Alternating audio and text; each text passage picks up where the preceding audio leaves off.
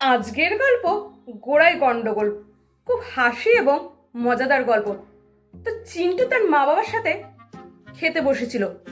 তো খেতে খেতে হঠাৎ চিন্টু বলে উঠল, বাবা, তুমি কালকে যেই মেয়েটার হাত ধরে রাস্তা পার হচ্ছিলে, আমি কিন্তু দেখে নিয়েছি। এই কথা শুনে চিন্টুর বাবা তো প্রচন্ড রেগে মেগে গিয়ে চিন্টুকে বলল, চিন্টু, তোমাকে না আমি কতবার বারণ করেছি খেতে খেতে কোনো সময় কথা বলবে না, খাবার কিন্তু গলায় আটকে যেতে পারে। শোনো, তাই খেতে খেতে কোনো সময় কথা বলবে না। তখন চিন্টুর মা বলো, আরে তুমি শুধু শুধু ছেলেটাকে ধমকাচ্ছ কেন? ও কি বলছে বলতে দাও না, শুধু শুধু ওকে থামাচ্ছ কেন? তো হ্যাঁ বাবা, বলো, তুমি কি বলছিলে বলো।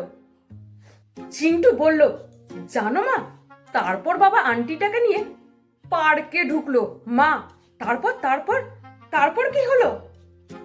চিন্টু বলল, জানো মা, তারপর বাবা ওই আন্টিটাকে একটা ঝোপের আড়ালে নিয়ে গিয়ে বেঞ্চিতে বসলো।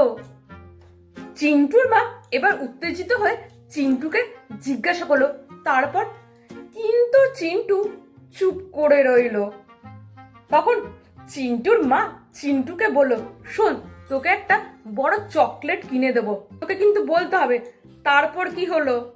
চিন্টুর মা, কিরে চুপ করে রয়েছিস কেন, বল।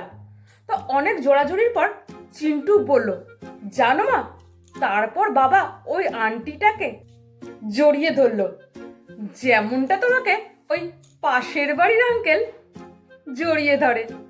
চিন্টুর মা তো এবার ভারী রেগে মেগে গিয়ে চিন্টুকে বলল, থাপ্পড় মারবো, বদমাস ফাজিল ছেলে, ফাজলামি হচ্ছে, পড়াশোনার নামে নেই, খালি মায়ের সাথে ফাজলামি।